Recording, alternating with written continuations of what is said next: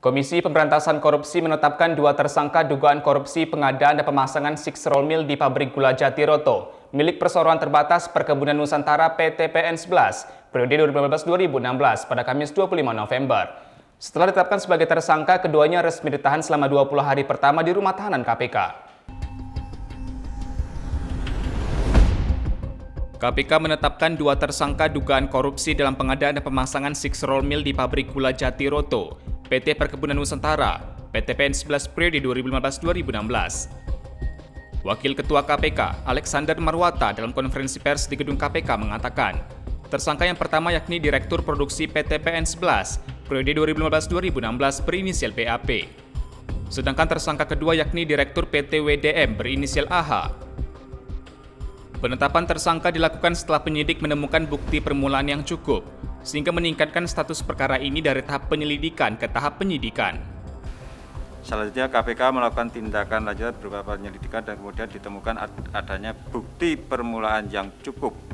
Maka selanjutnya KPK meningkatkan status perkara ini ke tahap penyidikan dengan mengumumkan tersangka sebagai berikut. Yang pertama adalah BAP.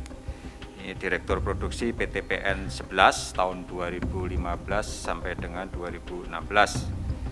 Dan kemudian AH, ini Direktur PT WDM. Setelah ditetapkan sebagai tersangka, selanjutnya penyidik melakukan penahanan kepada para tersangka untuk 20 hari pertama.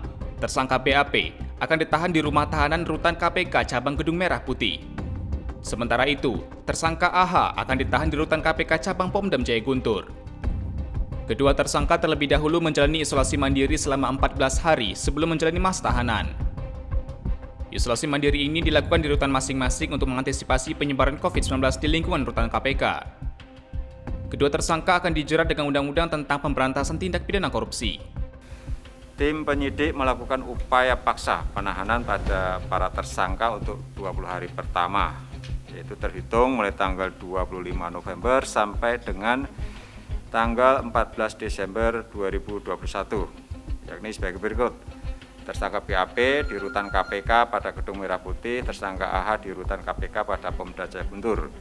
Agar tetap mengantisipasi penyebaran COVID-19 di lingkungan rutan KPK, para tersangka akan dilakukan isolasi mandiri selama 14 hari pada rutan dimaksud.